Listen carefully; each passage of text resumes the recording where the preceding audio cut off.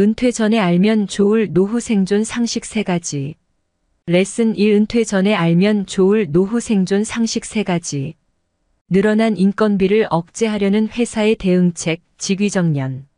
일반적으로 팀장직, 부장직은 4050대에 걸쳐 있는 경우가 많으며 경영자 입장인 간부와 젊은 부하 직원의 사이에서 원활한 업무 수행을 통해 성과를 올려야 하는 중간 간부직을 맡는다. 해마다 높아지기만 하는 달성 목표 수치, 여전히 일처리가 어설픈 부하 직원과의 관계와 고민들은 이미 숱하게 겪었다. 그런 과정들을 겪어내고 잘 넘겼다고 생각했는데 나이를 이유로 갑자기 직위에서 제외되면서 임금도 큰 폭으로 감액되고 만다. 개인적으로 견디기 힘든 일이긴 하지만 회사의 원활한 기업 활동을 생각하면 이해가 안 되는 것도 아니다. 세계 유수의 대기업인 도요타마저도 임금을 해마다 올리는 연공 서열 방식의 매스를 댄다고 발표했다. 기업도 존속을 위해 변화하지 않으면 안 되는 숙명이 있는 것이다. 실제로 직위정년을 제도로 도입하고 있는 기업은 많고 임금 삭감폭은 약 20%가 평균이다. 직위정년 후의 업무 내용도 일할 의욕을 꺾는 원인이 되고 있다. 조사에 따르면 직위정년 대상자들 중 약 50%가 원래 하던 일에서 변화가 없었다고 답했다. 즉, 업무 내용은 그대로인데 임금만 큰 폭으로 줄어드는 것이다. 막상 자세히 따져보면 완벽히 동일하지도 않다. 지금까지 업무를 보조해주던 부하 직원이 없이 혼자서 모든 업무를 완결해야 한다. 간부직으로 일했던 사람들 중에 회사의 택배가 어디에 보관되어 있는지, 택배 요금은 얼마인지 자신 있게 대답할 수 있는 사람이 과연 몇이나 될까? 비록 사소해 보이지만 직위정년 이후일수록 이런 일을 제대로 못했다간 금세 무능한 사람 취급을 당하기 쉽다. 그러니 이제부터라도 부하 직원이 해오던 회사의 작은 일에도 세심한 주의를 기울이고 일반적인 사무도 스스로 하는 습관을 길러 다가올 상황에 대비해야 한다. 정년을 맞이하기 전에 꼭 챙겨야 할 3가지. 자, 당신의 연수입이 20% 정도 줄어든다면 가장 먼저 어떻게 해야 할까? 매월 들어가는 생활비부터 이와 동일하게 줄여야 한다. 매달 나가는 지출을 인생 최고의 연봉을 받던 시절에 맞추고 유지하려 한다면 예금, 적금, 상여금을 몽땅 깨서 구멍난 생활비의 적자를 메꾸는 생활이 계속될 것이다. 만약 55세라면 자녀가 대학생 정도 되는 사람도 많을 텐데 지금도 교육비가 충분히 드는 데다 앞으로 얼마나 더 들어갈지도 알 수 없는 노릇이라 불안할 것이다. 특히 고등학교 3학년과 재수학원을 다니며 다시 기회를 노리는 재수생, 국립이든 사립대이든 의학과라도 간다면 이들 사이에도 상당한 학비 차이가 난다. 그러나 정신만 똑바로 차리면 살아날 방법은 있다. 직위정년은 갑작스러운 권고사직이 아니기 때문에 일어날 가능성과 시기가 언제일지 예측할 수 있다. 다시 말해 실제 일어나기 훨씬 전부터 가계 수입의 80%만 가지고 살림살이가 돌아갈 수 있도록 설계해두면 된다. 부동산 투자를 검토하고 있는 사람도 직위정년 시기까지 일단 투자를 실행하지 않으면 곤란한 일이 생길 수 있으므로 주의하자. 부동산 투자 등을 위해 대출을 이용하는 경우 수입에 따라 빌릴 수 있는 액수가 달라지기 때문이다. 직위정년 시점에서 내 집을 마련하는 사람은 그리 많지 않을 테지만 좀 더 좋은 집으로 갈아타기 위해 대출이 필요할 수 있고 이때 당연히 연수입에 연동된다. 이런 문제를 대비할 방법. 은 직위정년으로 수입 감소가 일어나기 전에 대출을 받아두는 것이다. 직위정년은 건강에도 어두운 그림자를 들이운다.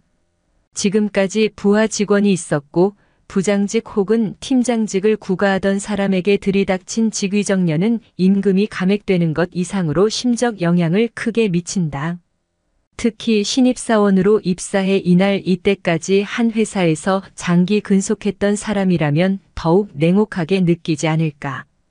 처우든 환경이든 그 변화에 적응하지 못할 가능성이 높기 때문이다.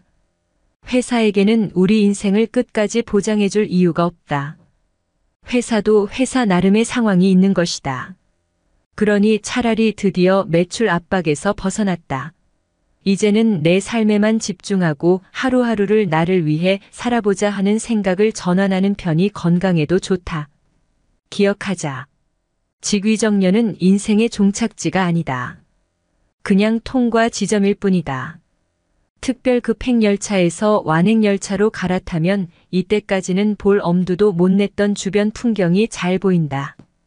직위정년은 정년 이후에 충실한 삶을 제대로 보내기 위한 훌륭한 도움닫기 기간이 될 것이다. 레슨 250부터는 노후 걱정 없이 살아야 한다. 노후 계획을 어느 정도 세워놓았다는 분들을 보더라도 80세 이후를 생각하는 사람은 거의 보지 못했습니다. 그런데 혹시 재수 없으면 120살까지 산다라는 말을 들어본 적 없으십니까? 우스갯소리이긴 하지만 120살까지 무엇을 하고 무엇을 먹고 살 것인지 생각해보면 끔찍합니다. 두 번째, 죽음이라고 하는 것이 어느 날 갑자기 조용히 오는 것으로 알고 있다는 것입니다. 하지만 그렇지 않죠. 많은 사람이 100살 가까이 살면서 짧게는 23년, 길게는 10년 정도를 앓으면서 돈 문제나 외로움 등으로 고생하다가 세상을 떠납니다. 저는 제 어머니를 보면서 자기 발로 화장실만 다니다가 세상을 떠나도 얼마나 좋을까 하는 생각을 한 적이 있습니다. 이것은 인간의 존엄과 관련된 문제입니다. 아직도 자녀가 자신의 노후 대책이라고 생각해서 자녀에게 있는 돈 없는 돈 다 퍼주고 노년의 쪽방에서 사는 사람이 의외로 많습니다. 이것을 자녀 리스크라고 합니다. 자녀 리스크에 걸리면 돈이 몇억 원 있다고 한들 아무런 의미가 없습니다. 문제는 조심해도 아플 수가 있다는 겁니다. 제 선배 한 분은 고등학교 때는 레슬링 선수, 대학 때는 미식축구 선수까지 할 정도로 건강한 분이었는데 얼마 전에 뇌출혈로 쓰러지셨습니다. 암, 심혈관 질환 등 언제 어떤 병이 올지 알 수가 없다는 겁니다. 그래서 건강에 유의하면서도 또 한 가지 준비해 둘 것이 있습니다. 60세 되기 전에 특수질병보험을 하나 가입해 두는 겁니다. 미국, 일본에서 퇴직자들에게 퇴직 후 생활비가 줄었습니까? 라고 물어봤습니다. 안 줄었다는 대답이 3040%였습니다. 왜 안 줄었느냐고 물어봤더니 병원비, 간병비 때문이라는 것이었습니다. 옛날 베이비붐 세대는 왜 다들 결혼을 했을까요? 결혼을 하면 부모 밑에 있을 때보다 좋아질 확률이 높았기 때문입니다. 한 방에서 형제들과 우글우글 같이 살다가 결혼하면 새빵살이를 하더라도 단둘이 살면서 훨씬 더 쾌적하게 지낼 수 있었습니다. 그렇지만 요즘 젊은 사람들은 결혼해서 부모 밑에 있을 때보다 좋아질 확률이 거의 없습니다.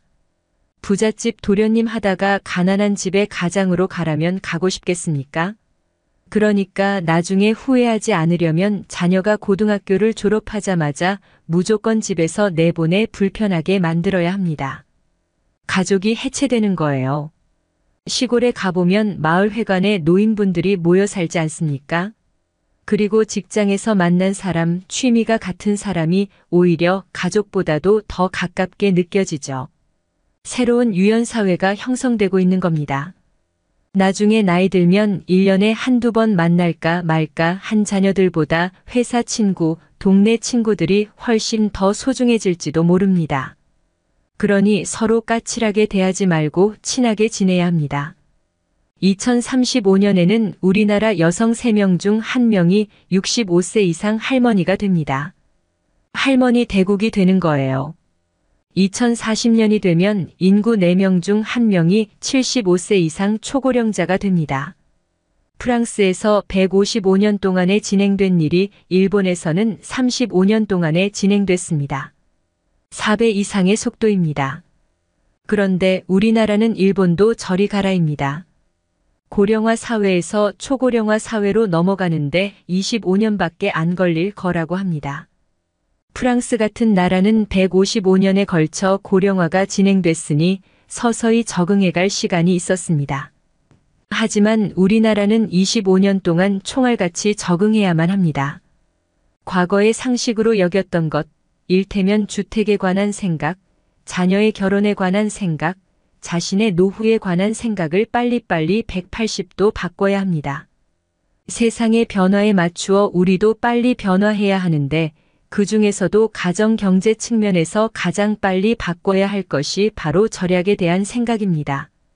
재테크 관련 강좌라고 해서 혹시 기발한 종목이나 찍어주지 않을까 기대하고 왔더니 겨우 한다는 말이 절약하라고? 세상에 그걸 모르는 사람이 어디 있어? 라는 거죠. 지난 3040년 동안 우리 사회는 고성장 시대, 아주 특별한 시대를 지나왔습니다.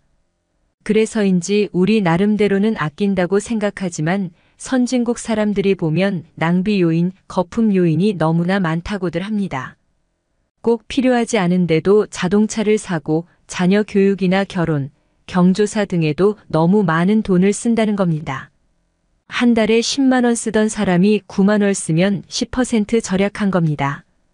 고성장, 고금리 시대에는 그까짓 주식 사서 부동산 사서 수익 내면 되는 거지라고 생각할 수도 있습니다. 그러나 저성장, 저금리 시대에는 이런 일들이 마음대로 되지 않습니다. 저성장 시대인 만큼 가면 갈수록 절약의 중요성이 커질 것이며 작정하고 아끼지 않으면 노후가 위태로워질지도 모릅니다. 몇 년 전에 서울에서만 3040대 캥거루족이 48만 50명이라는 자료를 본 일이 있는데 현재는 그보다 훨씬 더 많을 겁니다. 일본에서는 캥거루족을 패러사이트 싱걸이라고 부른다는데 기생충적 독신이라는 뜻입니다. 부모님이 돌아가시면 이들에겐 어떤 일이 생길까요? 직업이 있으면 그나마 괜찮은데 없는 친구들이 더 많습니다. 부모의 사망 신고를 하지 않고 계속 몰래 연금을 타먹거나 아니면 극빈자로 전락합니다. 문제는 세계에서 우리나라처럼 자식한테 돈을 퍼붓는 나라도 없다는 것입니다. 우리나라나 일본의 부모들은 대학 등록금을 부모의 책임이라고 생각합니다. 반면 미국의 대부분 부모는 대학 등록금, 자기들이 아르바이트하거나 학자금 융자받아 다니고 나중에 취직해서 갚겠지라고 생각합니다. 그 밖에도 사교육비, 과외비는 또 얼마나 들어갑니까? 2019년에 서울에서 맞벌이하는 40대 후반 부부 3커플을 인터뷰한 적이 있습니다. 그 중에서 과외비를 제일 덜 쓰는 집이 어느 정도였는지 아십니까?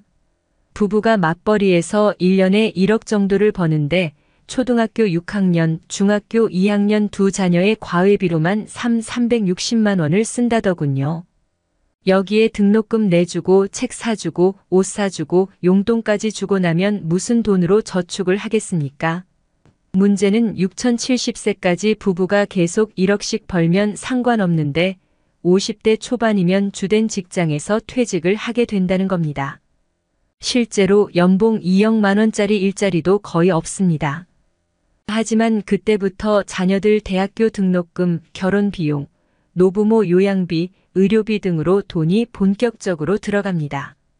그러다 보니 연봉을 1억 원씩 받던 직장인들이 60대 이후에 중산층에서 탈락하는 경우가 많이 생깁니다.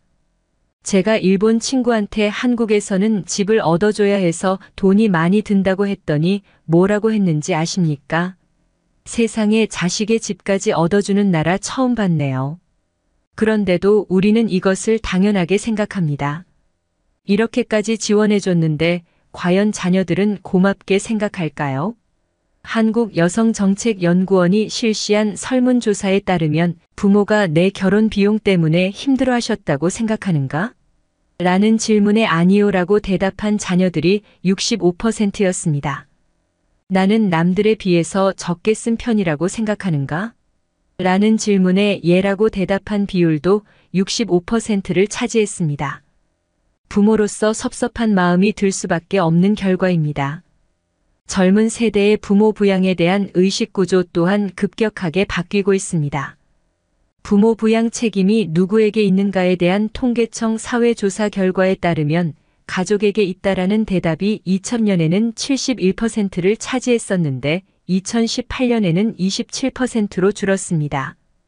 야속하게 들릴지 모르지만 우리나라 부모 세대는 지금까지의 가족 의존형 복지 시대에서 본인들의 노후를 스스로 책임질 수밖에 없는 셀프 부양 시대로 바뀌고 있다는 점을 인정하고 그에 대한 준비를 서두를 수밖에 없습니다. 제 딸은 40대 중반인데 애 둘을 키우느라 회사를 퇴직했습니다. 아이들을 어느 정도 키워놓고 재취업에 나섰는데 일자리를 잡기가 쉽지 않았어요. 그래서 제가 일을 시키면서 월급을 좀 주고 있습니다. 내가 너에게 월급을 좀 주고 있는데 내가 나이가 있어서 1년 후가 될지 2년 후가 될지 모르지만 이 일을 관두면 너한테 월급을 줄 수가 없거든. 그런데 그때 가서 내가 취직이 될 리도 없고 지금처럼 높아진 생활 수준을 낮추려면 얼마나 고통스러울까? 아빠는 그것이 걱정이야. 제 딸이 이 편지를 읽으면서 그랬을 겁니다. 노인네가 주려면 좀 편하게 줄 것이지. 그런데 그게 그렇지 않습니다. 오죽하면 이어령 교수님도 이제는 셀러리맨도 자영업자와 똑같은 마음으로 뛰어야만 한다라고 말씀하셨겠습니까? 일본에서 은퇴 남편 인기 1위라는 제목의 글이었습니다. 어떤 남편이 은퇴한 후에도 인기 최고일까요? 요리 잘하는 남편? 건강한 남편? 싹싹한 남편?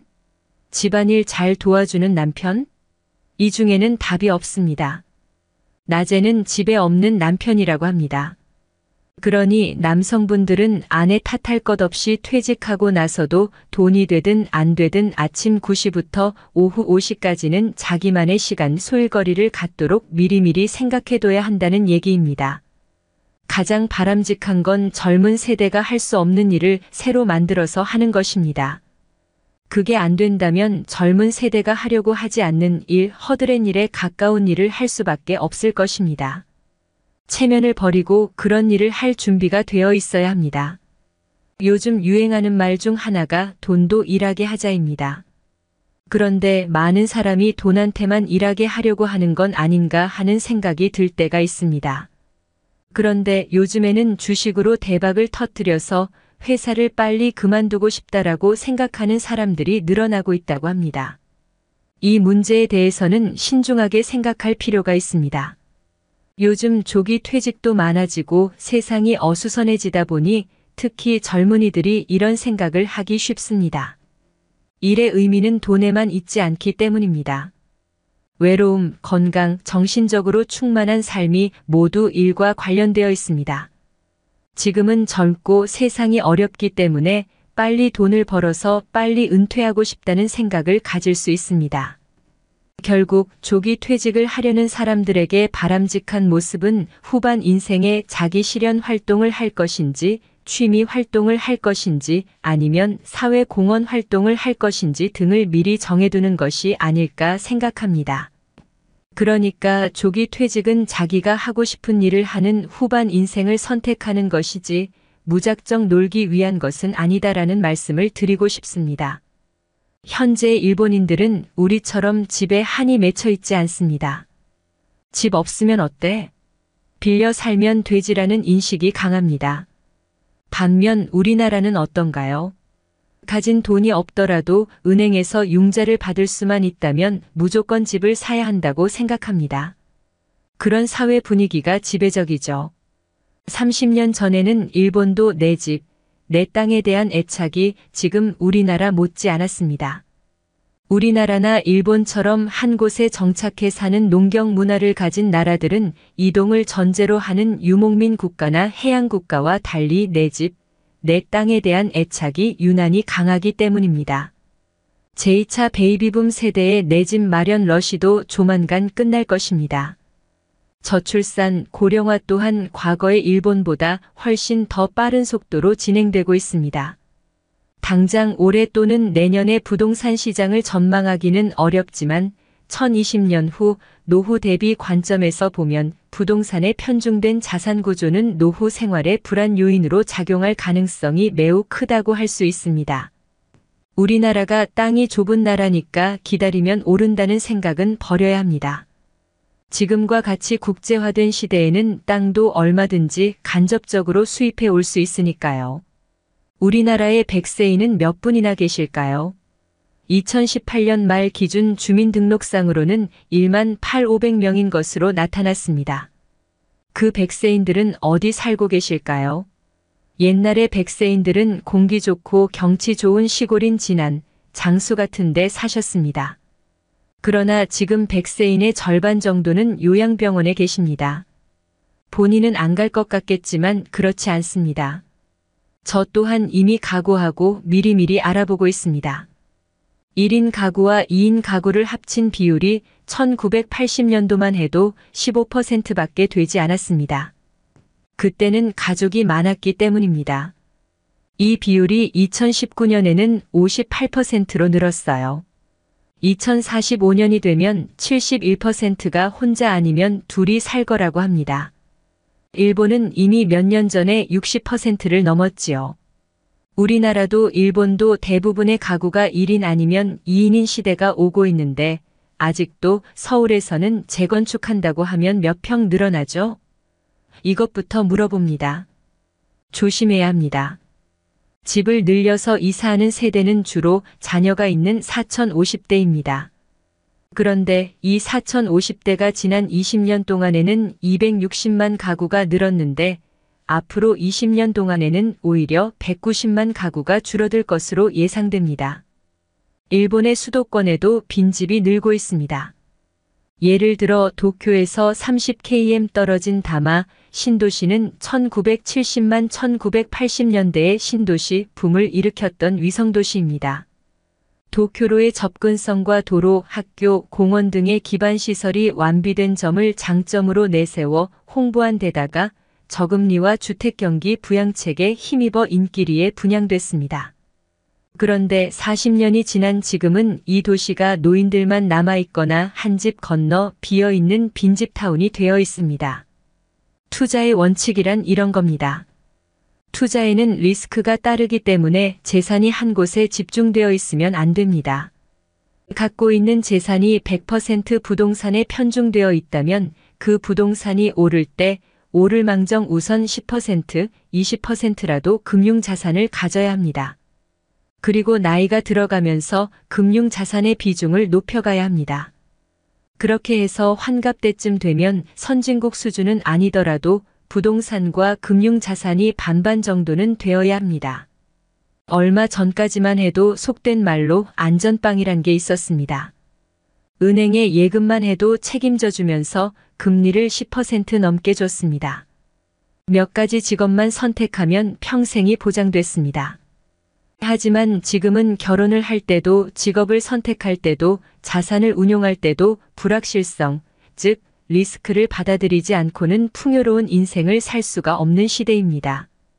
저축의 시대는 가고 리스크가 따르는 투자 상품을 활용하여 자산을 형성해야 하는 시대가 됐기 때문입니다. 레슨 3이 세 가지가 없으면 노후에 100% 고생한다.